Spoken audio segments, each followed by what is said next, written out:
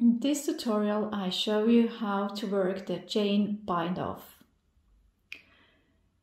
In this piece I knitted the first 5 stitches in stockinette, then one ribbing and purl stitches.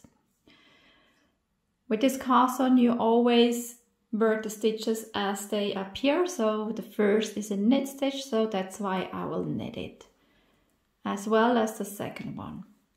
And as soon as you have 2 stitches on the right needle, you slip over the second stitch on the needle on the last stitch.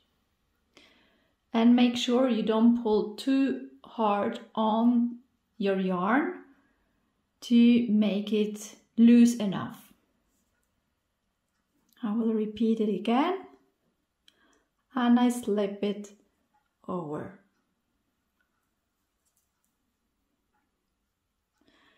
And it's very important to work this bind off, very loose, because usually you tend to pull too tight the bind off and it will affect the bind off edge.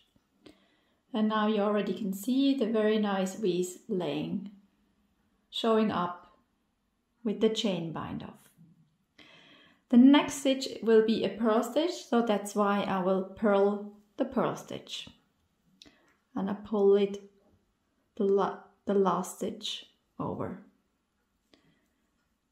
and again, and I will purl it again and I pull it over,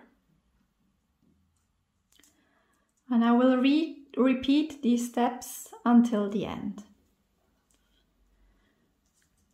When you have trouble working this bind off loose enough to give still a stretchy edge, then I would recommend to use a needle size larger or 2 sizes larger as your working needles for the rest of the piece, so to make sure it will be stretchy enough.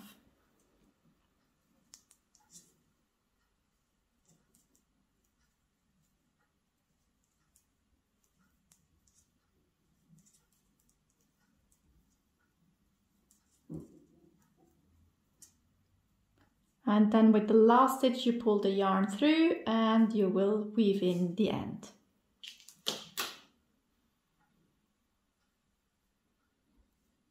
And this is my bind off edge, a very nice and equal edge. And as you can see, it's naturally curling towards the stockinette side, or to the back if you have a purl side. And it's a matching bind off technique to the chained cast on method. If you like this tutorial, then give me a thumb up and subscribe to my YouTube channel. Thank you and bye bye!